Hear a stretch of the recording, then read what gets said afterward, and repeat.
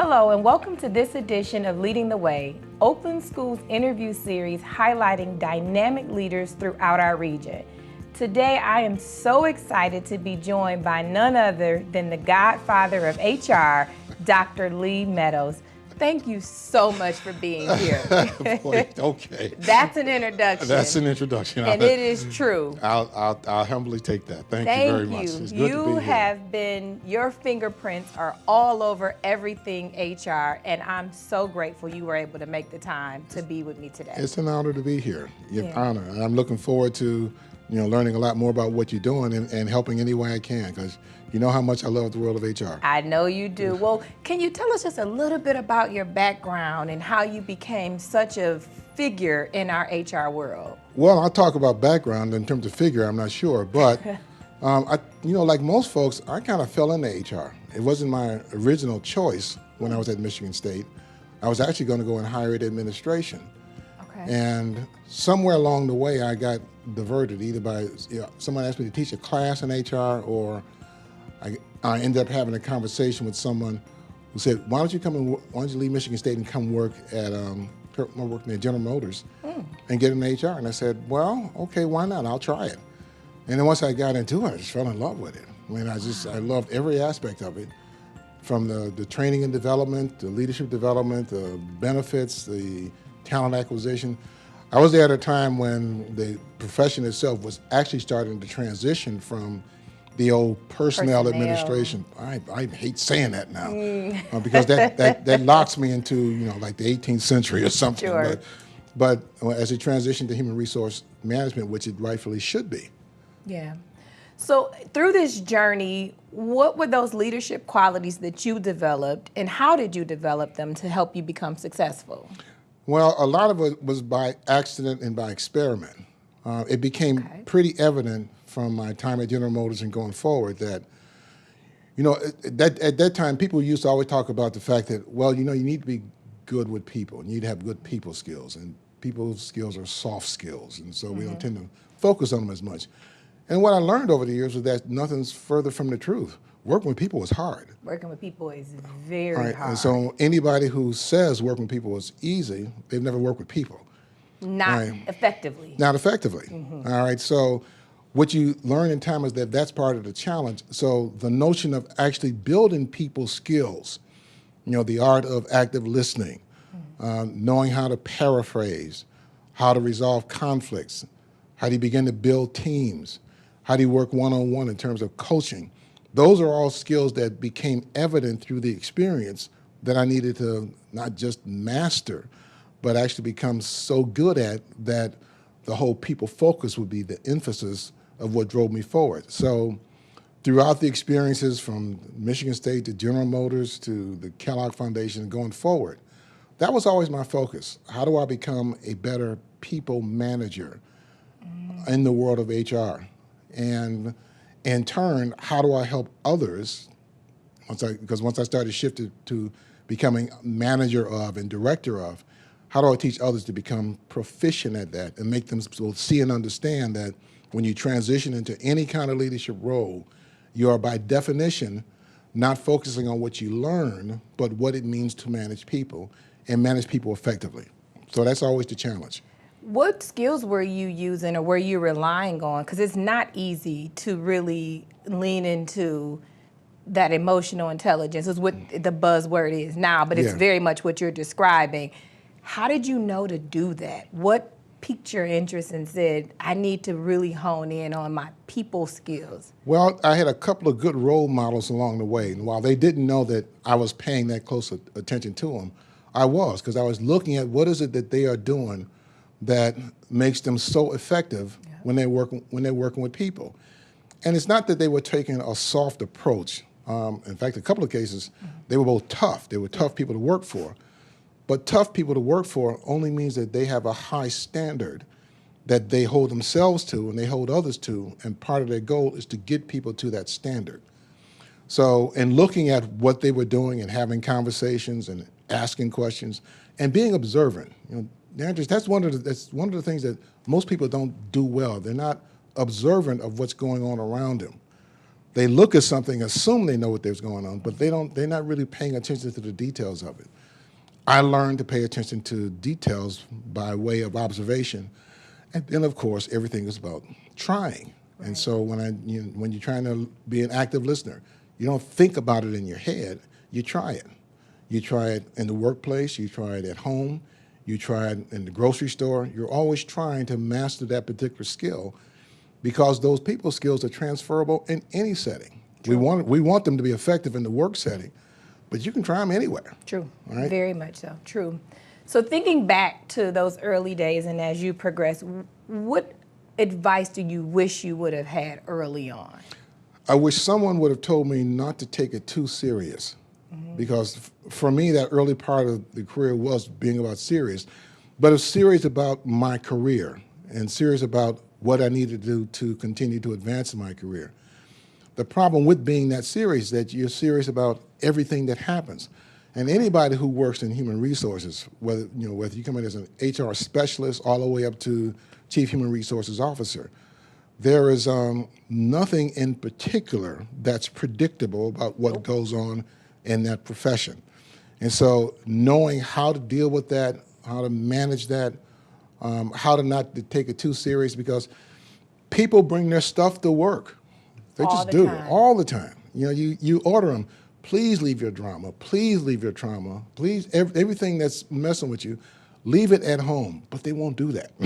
Because they bring their full selves. They bring their full selves. They bring them full selves. Yeah, and they never have left them stuff at home. No. They always bring it to the workplace. And so that's what human resources taught me about being in the profession and being in an organization, that I had to know how to both work with and understand that people bring their stuff to work, but then also as a manager or as a director, teach others that that's what has to be your focus. Sure. So managing people is not supposed to be easy because people aren't easy, but it's very doable. Yeah. So what do you think is a truth about leadership that is rarely discussed but has a profound impact on your effectiveness as a leader? That it isn't easy, and it's not supposed to be. And that anybody who elevates into a leadership role thinking that they just got an easy ride to something, they got to get out of that role quickly. Because the first time somebody has an attendance policy issue, and you've never had to confront it, you're going to have to deal with that. The first time somebody experiences something traumatic in their home life that affects what they do at their work life, you're going to have to deal with that. The mere fact, and you won't have the opportunity to retreat back to what you knew. All right, I was a very good data analyst person, so let me show you how to data analyze. No, you've got to teach individuals who are in data analyst roles how to be better at that, as opposed to doing it yourself. Sure. So in recent years, I've become very, very adamant about individuals elevating into any kind of leadership role without anyone having a conversation about what it is they're about to experience.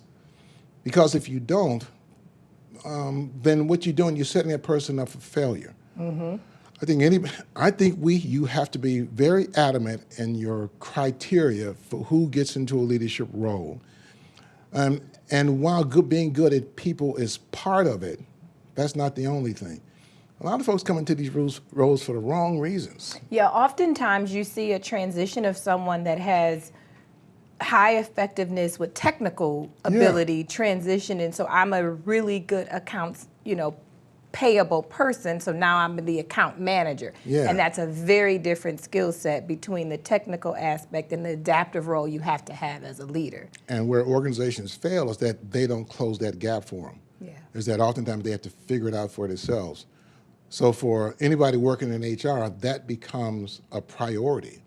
If we're going to have folks that we promote into, well-meaning folks we promote into leadership roles who actually earned it, then we have to support them. Sure. All right, we have to figure out what's the training that they need, what's the focus that they need. How do you change their mindset from being, I was a good, accounting specialist to being an effective supervisor of accountants? And that is a transition piece, and most organizations don't have anything in place that starts to address those kinds of things. So people learn it haphazardly, and when they learn it haphazardly, they learn it wrong. When they learn it wrong, you have haphazard results. Yeah, haphazard results, and here comes HR. here comes HR. And what I often say is leadership is very lonely. Yeah. It is a very lonely journey that you get on. And if you don't have a network, if I don't have a Dr. Meadows or some like that, it is going to be a tough space to be in. Absolutely. So looking ahead, Okay. what do you see as the biggest challenges and opportunities for leaders in our community? Well, one of the neat things about a lot of the work that I do now is, while I'm very happy with the work I'm doing in HR, a lot of my work allows me to work with organizations outside of HR and just work with the general population. And invariably, when I'm doing that, I always like to ask the folks, have any of you heard about this 5 generations in the workforce? And most people don't raise their hand because they don't work in our world. You smile because you know about it. I smile because I know about it, because that's part of our conversation. What most folks don't know is that is going to be a big factor. Huge. That's changing the landscape, and Huge. that is, and it's not just a trendy conversation about, how millennials differ from Gen Z and on how baby boomers are different from Gen X. Those are all dynamic conversations, and while they are fun to have on one level, they are important to have on another. Because the way you lead a multi-generational workforce is very different from what your father and my father, or mother and Sure. I'm your mother, experienced under a labor surplus model. Sure. All right. You and I are now individuals who are part of this whole multi-generational model, and the leadership skills for that are going to be very, very different. Coaching is going to become real important.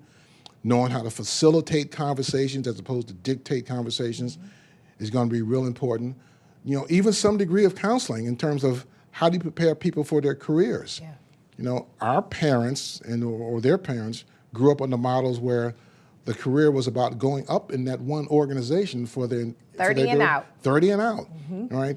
We have generations of folks who think in terms of career mobility, and that is, I learned something here, and if I can't address what I want here, I'll get it at another location. Now, people get mad when I say that, because they're not loyal, and I have to remind them, no, you have to keep in mind, this generation of folks grew up and watched their parents be laid off. True. Great So, recession. the Great Recession, however that happened, they experienced that. And because they experienced that, that's embedded in how they think about careers. So do they want to spend 20 or 30 years in an organization? Probably, if the opportunities present themselves. But if not, they will look in other organizations. And that's the one thing that most people in management roles don't understand about that mindset. And that it's not a bad mindset, it's just different. And because it's different, it requires a different set of skills to lead a multi-generational workforce. Yeah, and I'll take it a step further. Please. Even in how you design your benefits and Yes. what benefits you're offering will really heavily depend on what your workforce makeup is. Exactly. And so if you have a younger workforce, they're valuing, we know, more time off. And so what does your benefit package look like? If you have an aging workforce, they may be looking for some other types of benefits. Are you offering long-term care options and things of that? And so it will seep itself, it being that multi-generational, into every fabric and corner of your HR space. And if you don't recognize it, you will be left behind. And part of the mindset is you have to get past whatever it was that you grew up under. That model is no longer appropriate. And it's not really judging the fact, they don't. Why would someone 25 to 26 want more time off? Because when I was 25 or 26, I didn't get time off until I was 37. Well, fine, but that's not going to retain that individual. So that mind shift has to be one in which you understand why they want personal time off. They're not saying they're not going to work. They're just saying that in terms from a life balance standpoint, they want to look at what's the personal time off benefit that's part of that. Sure. I've had a lot of new hires or just candidates coming in the door saying, before I accept this offer, let me see your vacation allotment. Yeah. Let me see these things. And you know, it does take you back. You do want to clutch your pearls a little bit, like Say, you want to see little what, but then you're like, well, wait a minute, this is what it is, and they have to inform you. You have to be willing to listen because you have these multi-generational workforces, and that was such an important point. We have about 18 members in our Leadership Academy, Human Resource Leadership Academy, and just aspiring to sit in these seats and do wonderful things. What advice would you give them as they continue on this trajectory into leadership for HR? Well, you know, continue to expand their HR skills, but find that one thing that's you're passionate about and go ahead and develop an expertise around it. All right. I got excited about leadership development very early in the process. I had a chance, when I was at Michigan State, I had a chance to teach a, listeners, 2-credit pass, no grade course. right, on being a leader. Okay. That met twice a week. Wow. You know, for a couple of hours. And I mean, to fail that class, what do you think you had to do? Well, not a whole lot. Nothing, yeah. But that course was responsible for a number of students going on to be like resident assistants on campus or getting involved, becoming conference assistants, because it opened their eyes to what was possible. Once I got fascinated by that, that's been my pursuit for as long as I can remember. And I've been following across trends and across theories and across models. And if you were to ask me, what do I think one of the things that your HR folks should be thinking about now, then you need to start thinking about how do you develop an inclusive model of leadership, all right? And I'm using inclusive very deliberately because it's a multi-generational, multi-talented, multiverse, if you will. And no one set of traditional leader model of leadership is not going to lead the way for them. So not only them, but also starting to get managers to think about that. The only way they can start thinking about it is to say, first, let me show you how the landscape is changing. These 5 generations, that's real. Yep. Now, what do you think that means? So, let's find that one thing that if someone called you at 4 o'clock and said, I need you to do a presentation at 6 o'clock, after you finish yelling at that person for calling you at such a late date, what's that one topic that you know you could do and do with ease and build it from there? And this is why we call you the godfather of HR. Dr. Meadows, thank you so much for dropping nuggets on us and wisdom, and I'm so grateful you were able to spend this time with us. It's always a pleasure talking with you, always a pleasure. Thank you for having me. And thank you so much for joining this edition of Oakland Schools Leading the Way. See you next time.